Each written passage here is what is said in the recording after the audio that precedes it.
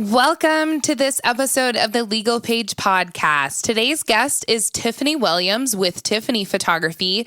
She's been a dear friend of mine here in the Missoula, Montana surrounding area and has been a photographer colleague for like the past 5 years.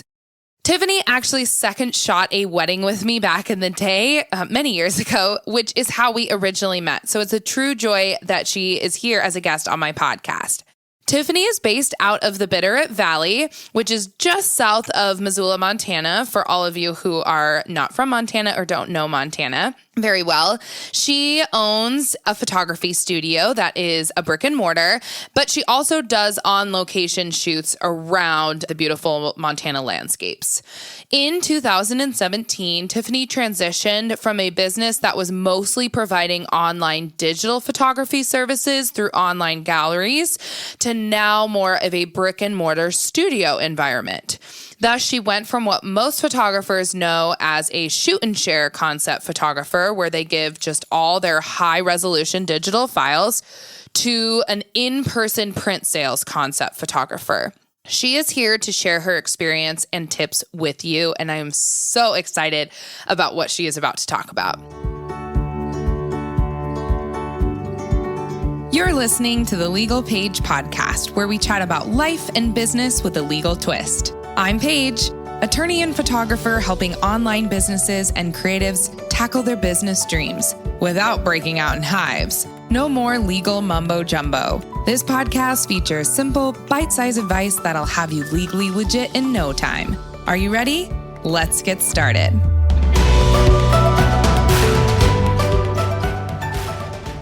Now, before we get into it, I wanted to let all you legal pagers know that I am a huge believer and ardent advocate for continuing on as a local business based out of Montana. So the Legal Paige, as all of you guys know from me being a virtual law firm, is primarily based online. I have tons of clients in various states across the country, and I like to serve all of you through the Legal Paige podcast, through thelegalpage.com, through all of our blogs, through going to conferences and speaking at conferences. But I started small in little old Montana, and that is where I am from and born and raised, and I love Montana, and I strive to serve this community well. And that being said, I am going to be bringing on Montana-based businesses from time to time, and I'm really excited for all of you to get to know them better, because this area is a hub for really bomb photographers, because we have the Rocky Mountain School of Photography being based here in Missoula, and also Montana is just epic. It's an epic location for photographers to be and shoot.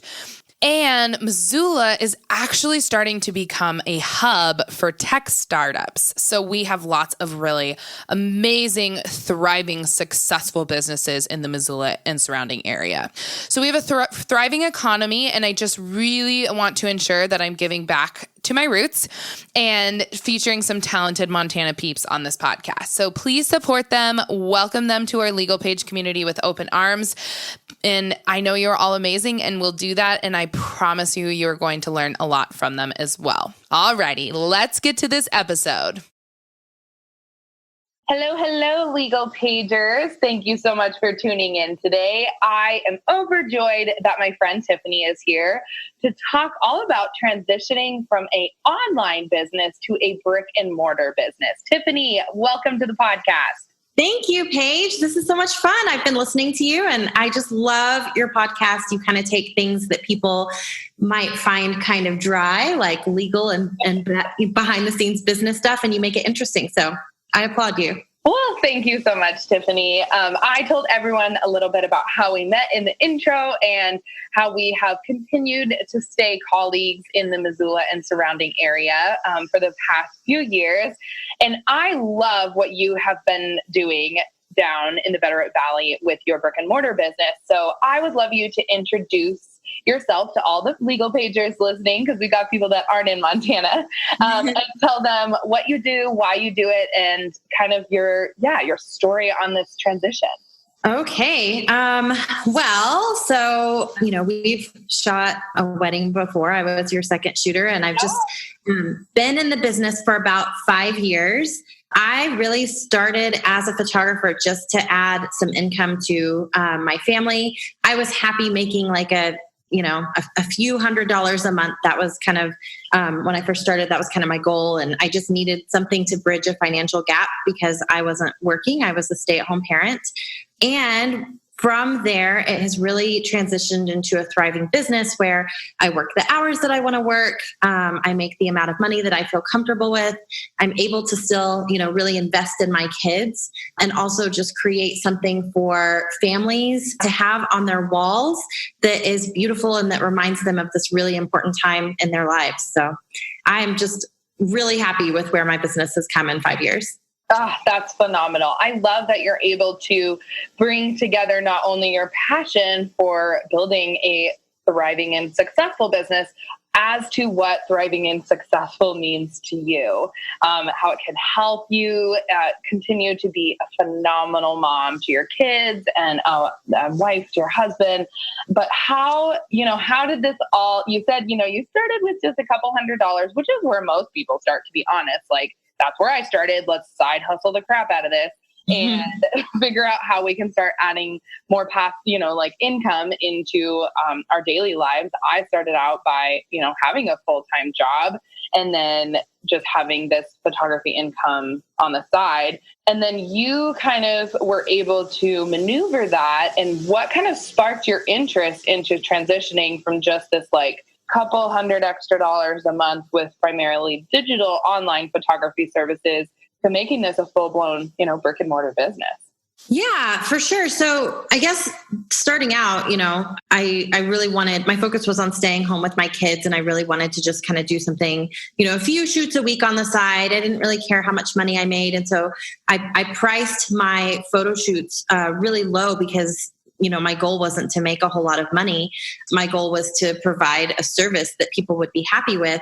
And then I think as I continued doing that, my business picked up and it started to become a lot more demanding than maybe I wanted. And so I found myself really in an unhappy place where I was shooting, 7 or 8 sessions a week. And I was giving all of my time to my clients. And I wasn't, the original purpose, which was to be able to, be home with my kiddos and just love what I did on the side. Really, it started to feel kind of out of sync with what my life looked like.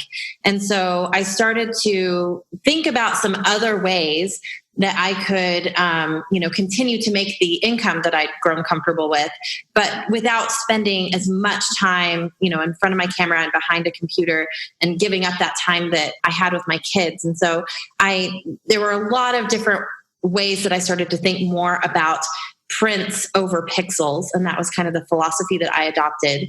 But I love that. That's such hashtag that. Yes, if you are a photographer, prints over pixels is where you should be. So I just really loved being able to start to look into providing more of a print service. And the other thing that I found that really aided in my mind shift was that, a lot of times I would shoot this session and I would give a bunch of high resolution digital files over to clients, and they would either ask me where they should get their photos printed, or they would just go off and do it themselves with a consumer grade lab that they had, heard about. Obviously, everybody knows that they can get prints made at Target or Walmart or Walgreens or Costco, or those consumer grade print labs that aren't calibrated to your computer. So the colors aren't going to look exactly like what you see on the screen. A lot of them print darker or print more magenta or print more green. And so the quality of what my clients were ending up with in their homes wasn't something that I was proud of. And as a photographer, we spend a lot of time, helping people coordinate their outfits and picking the perfect time of day to shoot so that the sun is in the right place. And we spend a lot of time making sure that the final product that we end up with is a reflection of our style. And so it might be beautiful and bright and airy, or it might be dark and moody and really ethereal and, anything in between. But when people get their photos printed and it's not a reflection of that, you feel like a little bit of heartbreak, right? Yeah, totally. And it's really interesting too that you say you're really speaking your truth behind why this was so important to you and kind of this pivotal point in you in transitioning to a brick and mortar business where you're selling actual physical prints and albums and tangible products, because you already had a client base who loved printing photos, which is really important, I think, for where your aha moment was, because they were doing it, but then you had this like icky feeling like it wasn't exactly the quality that you would prefer. And like you said, we spend so much time as photographers editing and having our style. And I have just seen catastrophes happen when it's printed and the contrast is off and the white balance is off and just, it doesn't even look like your photo anymore. Right. Yeah. I continue to have a really good relationship with a lot of my clients. So when they would get something printed or when they would get a canvas made, I would ask to see it. And sometimes I was like, oh, wow, I really love that. But then sometimes I was just so disappointed that it was almost like, oh man, I'm sad for them that they spent, a few $100s on a session with me and then spent money to go get something printed. And it wasn't a reflection of what we had created together. Oh, yes, exactly. Hit the nail on the head there. Like, we want to continue that experience with our clients where it's not just shooting the session, sending them the online gallery and being like, here's your print release. You can print wherever you want. And Tiffany, I still do this, like holding up my hand here high. This is something I do. I offer different ways for people to print, but I don't do what Tiffany does. So I still, primarily just send digital galleries. So I'm feeling all of your pain points here. And I'm sure like everybody listening in is like, yes, oh my gosh. Like, it's so much easier to just give a digital gallery and like kind of have a couple follow-up emails, but that's kind of the end of the experience. And so when you're able to have, now we kind of talk about like when you're able to have a place for people to go and for you to give them this experience on like what these prints can actually look like, I'm sure that was just a huge game changer for you. It was. And it really, it takes time in a different way than, shooting 7 or 8 sessions a week does. But I feel like the time that I'm spending is, more valuable, especially as, we're talking about what we want the end result to be. So I totally get it. It took, I feel like I'm still transitioning into print sales from just giving digitals. And so it's definitely a process. It's not something that happens overnight, but I have found that process has been really valuable to me and added value to my clients. Yes, of course it does. But people they're really terrified about it. I just went to 2 different conferences over on the East Coast, and this discussion continually comes up with photographers on, they just feel like they could add so much more value. They could make a little bit more money or a lot more money with adding some print sales to their photography sessions. And they're always just feeling like, again, I'm going to hit it home here. Like you said, you work so hard on the front end and then during your session to make that the most valuable experience possible. And then there's always these like weird feelings after the session for all of us photographers, where we would call it like a shoot and share photographer is what the kind of like well-known term is in the industry, where we're just giving them digital galleries and that's it. So I'm interested, Tiffany, where did you first kind of have the idea about opening up a studio? And if you could talk a little bit about that, and then how you would be able to then transition to more in-person sales while having a studio. Yes, I love that question because it was it was almost like it happened in steps. So I would say it was probably around the fall of 2016. I started looking around and wanting a space outside of my home that I could do my work. And so, whether that meant, editing photos, meeting with clients, having phone calls, and then obviously, some shooting, I wanted my own space that I could take ownership of, that I wasn't trying to balance like my home life and my work life. And so for me, I started looking probably in that fall, and then the perfect space came open. Actually, another photographer who I love kind of, let me know about this space that opened up in Stevensville. And I just want to take a moment because I get the sense that you're kind of getting at this too, but I want to talk about my community. So Stevensville is rural Montana, but it's this cute little town that to me feels like, Mayberry, like where Leave It to Beaver, that town. It really is. Yeah, the Andy Griffith Show town. Like there's just these cute little storefronts and restaurants and antique shops, and the community is so invested in, hosting parades and having First Friday events and art walks and things like that. And it's just 2 or 3 blocks long, just for all of you listening. Like, it's the cutest, like, pop-up picture storybook place. Absolutely. Yes.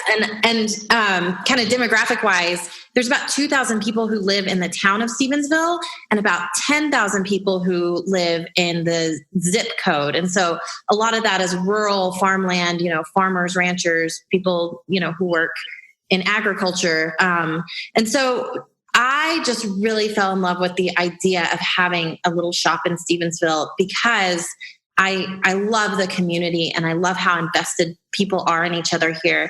And so when this space opened up, I had to grab it.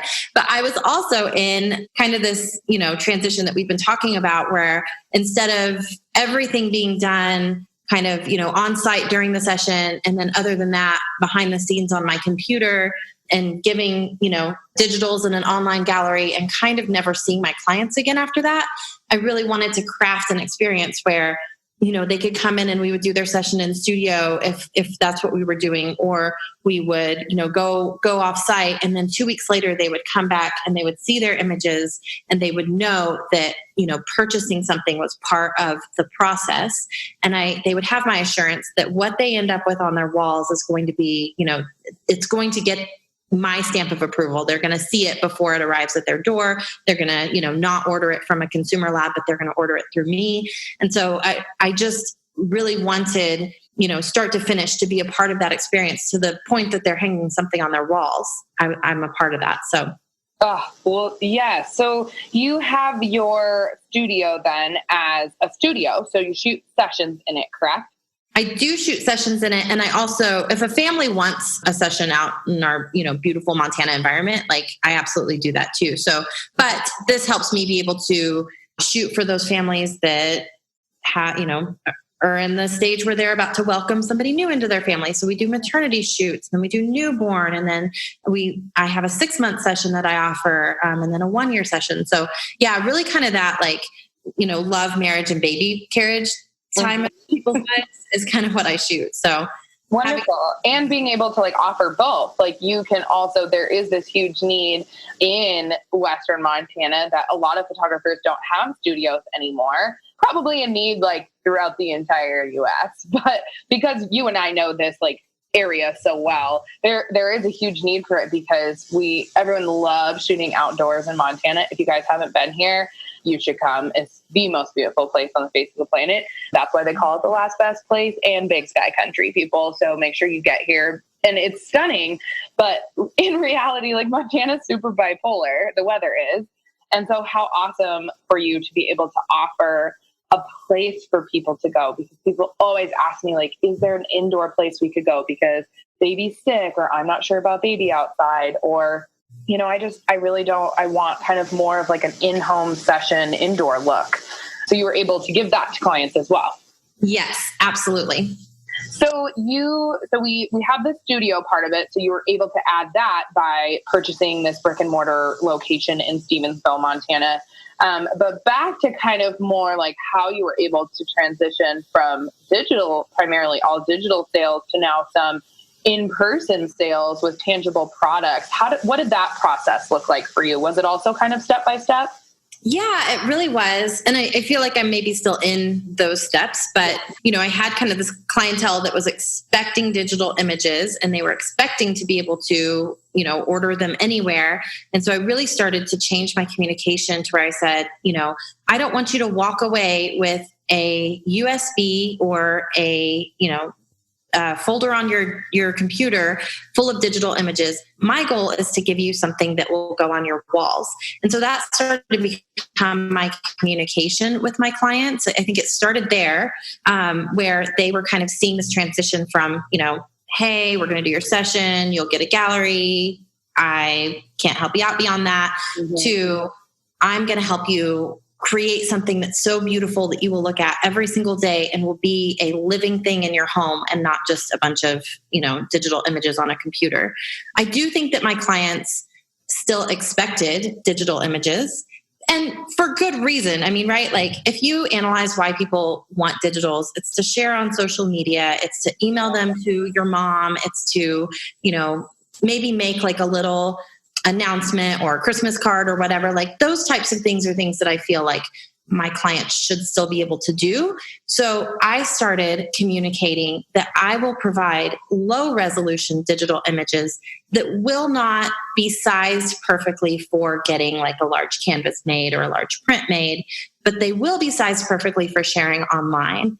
And so I think for me, I needed to transition into kind of this hybrid space and still have that, expectation that there's going to be an in-person time to look at different options and order something. So I went from here, you're going to have all the high resolution images. I hope for the best for you to kind of hand holding them and walking them through their options.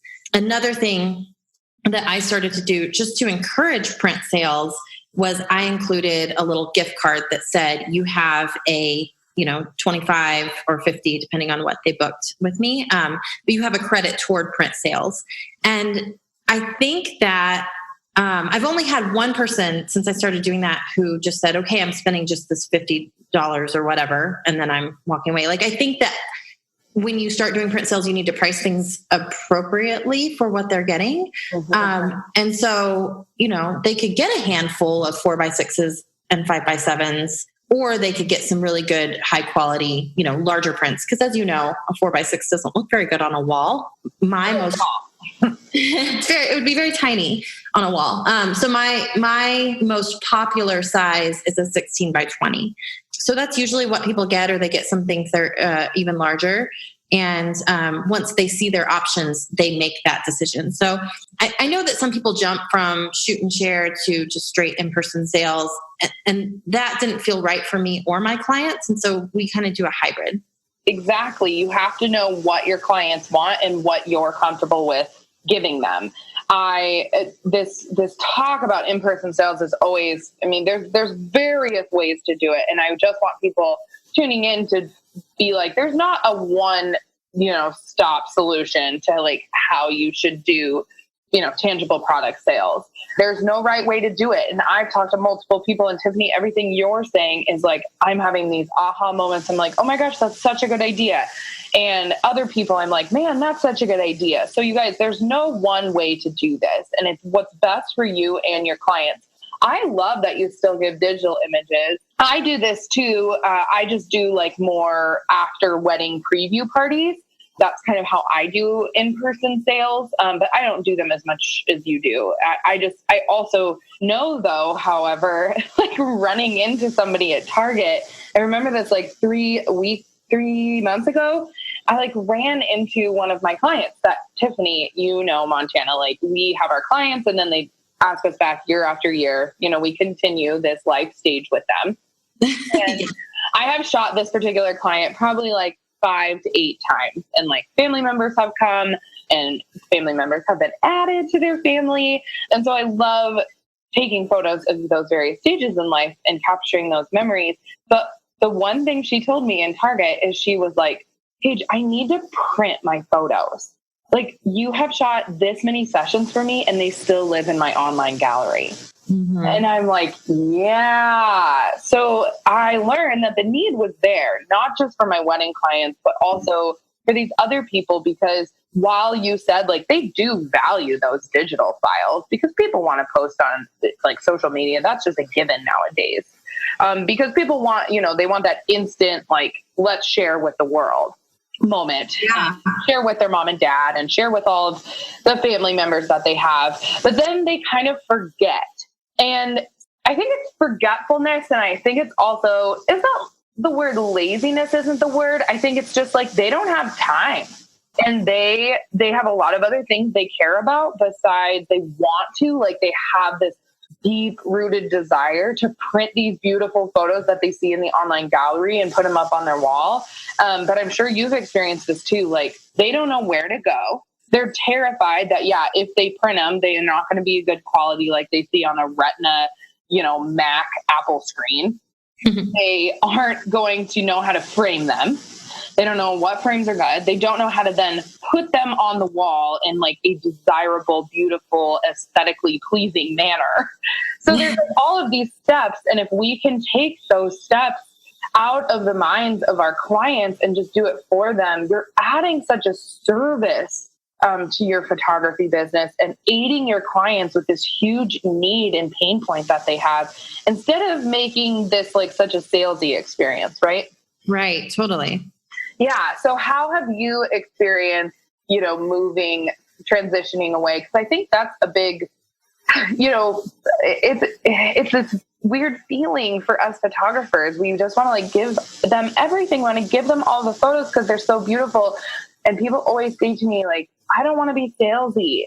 So how have you found a good way to transition it from feeling salesy, like you're a saleswoman pitching these people to like buy these expensive products, versus like giving them an actual service and experience that they need and want?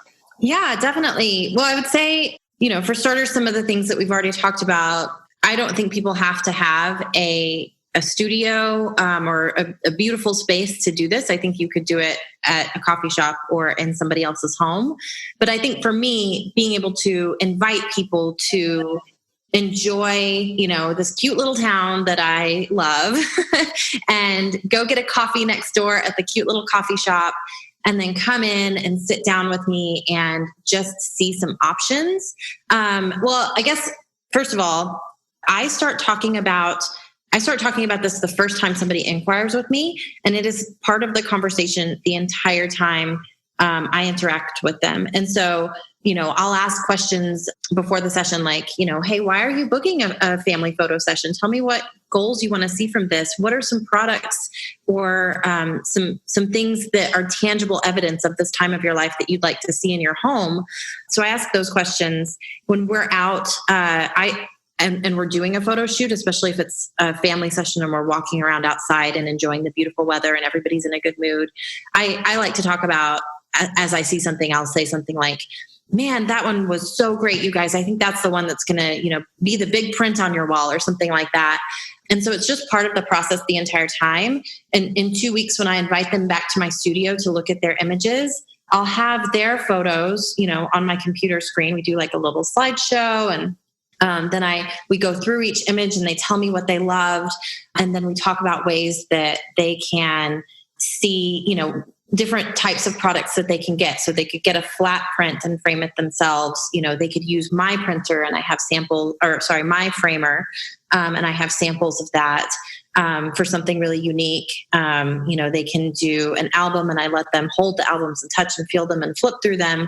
And so it never feels forced. It never feels like, hey, you have to walk away from me spending, $3,000 and, you're going to get 7 5x7s and, all these different sizes.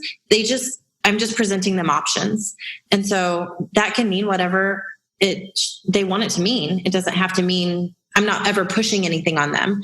They can walk away just spending, whatever the print credit that I give them and nothing else. Although, like I said, that's only happened once. Usually they feel such a lack of pressure that they end up, maybe spending more than they thought that they would, because they loved the options that I presented. Yeah. You presented in a way that's like, oh my gosh, I actually didn't know that this was a thing I could buy, but it's so beautiful and I really want this, and it's going to be able to allow me to continually look back at these photos in a tangible manner, whether it's on the wall or feeling like tangible albums. I have found that that's such a big thing for people when they are buying products, is they won't buy unless they see first. So you have to show them, and I love that you just go next door and get a coffee, and then they get to come into your studio. I do think that's actually a huge advantage that you have, because like you said, like everyone who's listening here, don't just think you have to go and buy a brick and mortar studio to do in-person sales. Definitely not what we're pitching here. You can do it at a local coffee shop. You could do it in your house. You could do it at their house. There's various ways to do it. But Tiffany, I think your advantage though is you have already figured out how to create this beautiful space and non-pushy environment where they feel so comfortable. And it's again, it's not changing your system and your flow that you do every time.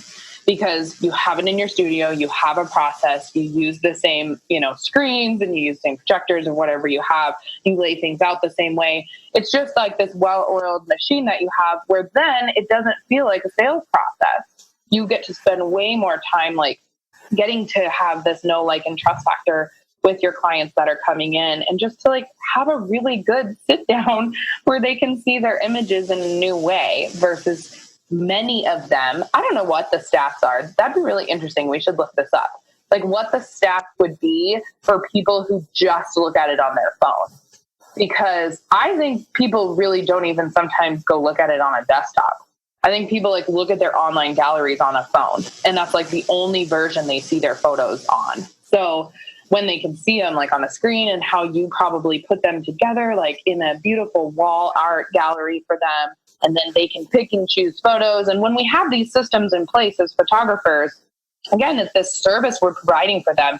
They don't have like an app that we have where we can go on this website and like put in these photos and make it a beautiful like wall art collage for them. And so again, you're taking that pain point away from them. And like you said, there's just no pressure. And so then they end up spending a lot more than they probably anticipated, or as much as they anticipated, that you have no idea that's the number or dollar sign that they had in mind when walking through your door. Right. I had a sales session, I want to say it was Monday this week. And the mom came in, she got photos of her newborn, and she came in and she told me what she liked. And we, she wanted to buy prints for obviously their home, but also for other family members. And so we, she went through everything and we tallied up everything, and I told her the dollar amount, and then she was like, wait, that's it? That's not fair. You deserve way more than that. I'm going to order an album too. And so I was just I've been surprised by the decisions that people have made in here, and I've never, ever been disappointed. So that's wonderful. Yeah. That's such a good metaphor to this whole in-person sales situation. Is like, you just don't know what people have in their accounts that they're willing to pay you, or that they're like, they care so much about tangible products and albums and wall art that like, I think we have this like weird mental block sometimes as photographers that they really only care about sharing images on social media. And that's not true. No, not at all. And I think, just giving people options, and maybe I never come at it with an expectation. You know what I mean? Which probably enlightens you in the long run and makes you feel even more empowered to give this service to your clients, because you have no expectations, and then they just end up loving it so much on the back end. Right. So just quickly, dollar signs here for people that are tuning in and they're like, oh, this would be an interesting way to do in-person sales. What was like your average revenue when you were shooting just sessions and then giving digital online galleries to now doing some in-person sales? Like, do you price it where they have to pay for the session? And then of course, like after that, and you said you include digital still with your session price. So I'd just be interested to hear what that has looked like for you. Totally. So I started out, I think the way most of us do, I think I was charging like $175 for a family session. And then I, slowly increased my prices. But now that I've seen that including prints can add so much. So I think I was probably walking away, before I started doing this, I was walking away with maybe like, I don't know, $250 per family session. Mm-hmm. And now I make, anywhere from $500 to $800 per family session. So the way that I explain it to clients is I say, you're going to pay this sitting fee. I consider, my time and talent a sitting fee. Mm-hmm. You're going to get a $50 print credit that comes with that.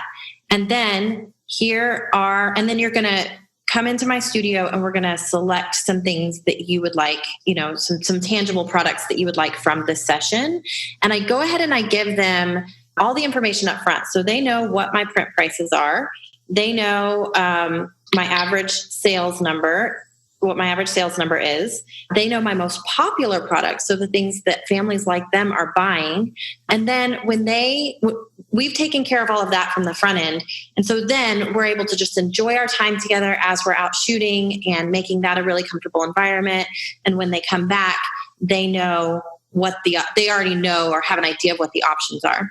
Oh, awesome. Yeah. You just like it's just easy because you've already talked to them about it and they already kind of have this in their subconscious that they know what's going to happen when they walk in the door. That's a cool way to do in-person sales. And then how else though has, you do this, you've made more money. It's so, it's definitely more beneficial as a photographer, but I also know you and I've been following you. And I know lots of people in this community as well have used your studio for not just photography related things. So how has creating your brick and mortar given you more of a sense of community? Because you hold all kinds of events there yourself and you do actual like shoots in your studio, but I know that you also can host events, right? Yes. Oh, thank you so much for bringing that up. So one of the core values of Tiffany Photography is community and being invested and giving space for other people to shine. And so we have First Friday events every month, which we've invited, nonprofits to come in. We've invited caterers. We've invited, any other business that we feel like should have the opportunity, even other artists to shine. We've invited them to come in and set up and kind of co-host a First Friday event with us. I talked before about the town of Stevensville and how cute it is. And it feels like in the summer, there's a parade every month. It's kind of fun. But every time there's a parade or a community-wide event, we have our doors open and we also host something that really jives with kind of the time of year that it is. And so, for example, in August, there's something called the Creamery Picnic. And that's kind of when parents are already kind of thinking like, okay, in a month, my kiddos are going to be going back to school. And so we set up a back to school portraits, where their kid could get their photo taken for free. And I would just send the photo to them. We do all sorts of, if there's a wedding vendor appreciation event and they need a space to host, I've hosted something like that before because as you know, those of us in the wedding industry don't really get to like party and celebrate our own accomplishments. We're always celebrating other people. So any kind of little event like that. And then I share a space. So this was kind of a fun thing. Another mom and I decided to open up the space together. And so we, she has a furniture and home decor shop where she is hand making a bunch of, home decor and furniture. And that really does kind of jive with what I do and really helping people make their own home a beautiful space, a beautiful custom space. So we just really felt like sharing a space was a great idea. We have a wall that separates us, but we're here together at 306 Main Street in Stevensville. So that's wonderful. Yeah, I just love touching on that because I have seen your brick and mortar business not only like be a success for you with Tiffany Photography, but also be a huge success with the community. I've gotten so many invites to come and it has just been a wonderful community builder with a brick and mortar business. So for some of you who are either in small towns like Tiffany is, or even just like bigger cities that really do have that small community vibe, this is a great way to also transition your photography business into more than just a photography business, but into a community builder. So Tiffany, you gave so much valuable information to people, and I love the way that you have transitioned and have also just been able to make this new in-person sales and giving more products to your clients and like serving them on the back end a little bit more, a new light and a new way to bring the Tiffany experience to all of your clients and to serve them in a new way. When I have guest podcasters on, I am, of course, an attorney, so I can't help myself. And I just always find it really interesting because the Legal Paige podcast was built as, yes, to give business advice and to give legal advice. But when we have guests on, I always like to just end the episode with a really good, here's some legal tips that this guest has learned while creating their business. So if you wouldn't mind just telling everyone some of the 3 big legal lessons that you've learned on your business journey, I'd be really interested to hear what those are. And so would everyone else.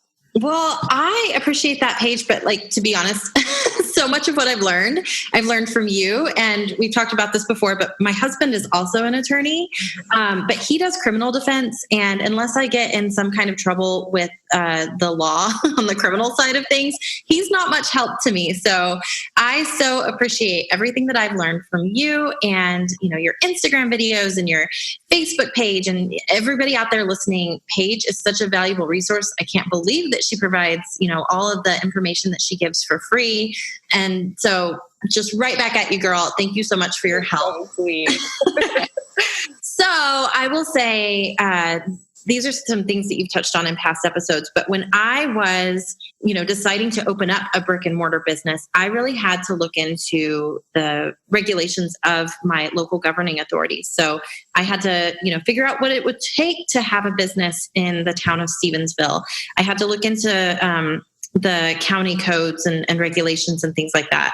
And so it's fairly simple in Montana, and I think in my community as well. But you're going to want to look into your state, county, and city government and see what kinds of licenses and registrations you'll need to do business there. And, there's been like little things like, making sure that the sidewalk is shoveled, or you'll get a citation from the city in the winter, or things like that I've just kind of had to fumble through some of those things. And so I would say, do your best to be up on what the local government requires. The second thing is, I've talked a lot about communication and email and phone calls and having conversations while we're at a session. But I will say that you are going to be in a world of hurt if you don't also get a contract that protects you. Paige talks about that all the time. She has some sample contracts. I think that the one time that it created a real headache for me, I felt like I'd done a really good job communicating, that my clients are going to get low resolution files that will not be appropriate for printing large canvases on their own.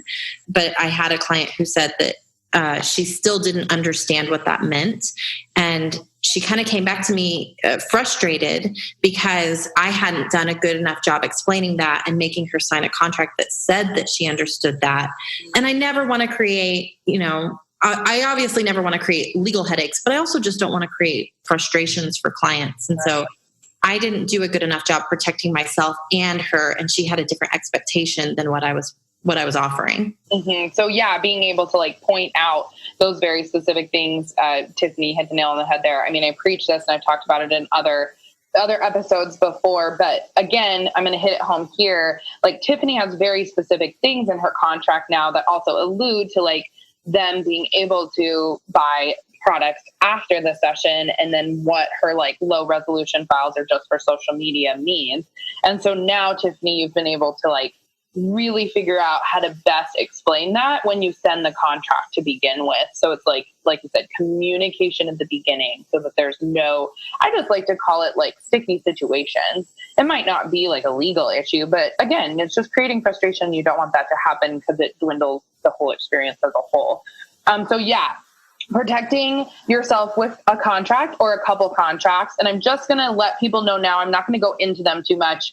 But in my online template contract shop, we not only have an in-person sales contract that you can mold to what, Tiffany would have to mold that template contract, because it is just a template, but we have various things in that contract that you can take out or you can change. And so she would change some stuff related to that. She does give, digital albums still, but that there's just low resolution. And then that's an in-person sales contract. And that's what you would probably have people sign to begin with. And then, Tiffany, this isn't something we need to talk about here, but just so you know, I also have a wall art contract and an album contract, because I've worked with other people in the industry across the country that do big in-person sales. And that's kind of their whole, the whole part of their business. So they don't even give digitals to their clients. They have to buy products. And I have found that, just so you all know, communication at the beginning. And when you hand someone a contract, you can talk about what could or could not happen and why it's so important to have that clear line of communication at the beginning through a contract. And so a wall art contract, that's for people who are putting up their galleries in people's homes. I know that's a service some people do for their clients. And so obviously there's some risks and liability involved in going into someone's home and putting up stuff on their walls. and then also an album contract, because the album process is kind of more of a process. Like they might want the album, but there's more back and forth there. And like you are delivering the service to them, not just at your sales meeting, but then thereafter for, a couple weeks until the album is printed.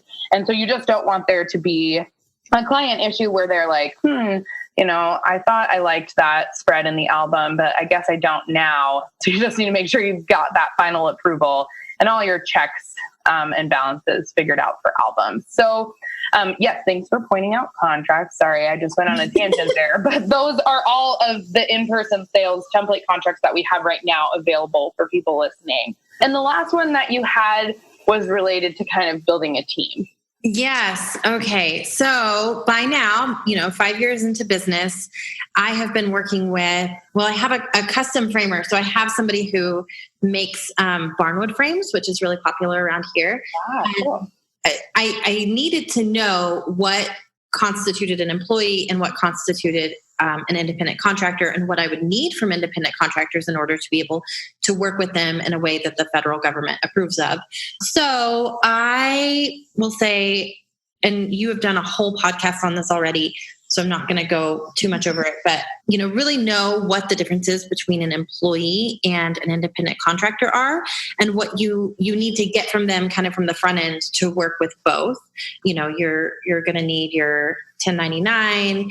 If you have an independent contractor, and I've worked with people that are right on the cusp of what the federal government requires if they make more than, I think, $600 from you a year. Mm-hmm.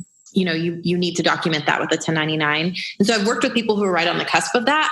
I say just go ahead and get that paperwork, because you don't always know. You don't always know how much you're going to be paying somebody throughout the year. So I would say get that paperwork the moment you start working with somebody. And that way you will feel comfortable continuing to work with them and not going, okay, wait, let's add up. Have you made $600 yet? So anyway, I've worked with a social media manager. I've worked with a custom framer. I have photographers that I've trained to shoot to my style that help me out with shoots. So I think those are the three categories of people that I have gotten that 1099 from. Yeah. And they're all independent contractors. And Tiffany and I have talked about this, and it's been a really good ongoing conversation for, the misinformation that she's heard on blogs or through other photographers or, Facebook groups, you name it. I've heard them too, where people are shouting from the rooftops that, you can't do this and you can't do this, and that's not an employee. And then Tiffany's like, Paige, this kind of looks like an employee. I don't really know. And then it's a good conversation to have. You guys, if you're interested, that's in episode 10. So shoot back to episode 10. It's that big debate on independent contractors versus employees. And I go over everything related to it. But Tiffany in particular, I just love that you care so much about ensuring that you're being legal with these people that you hire.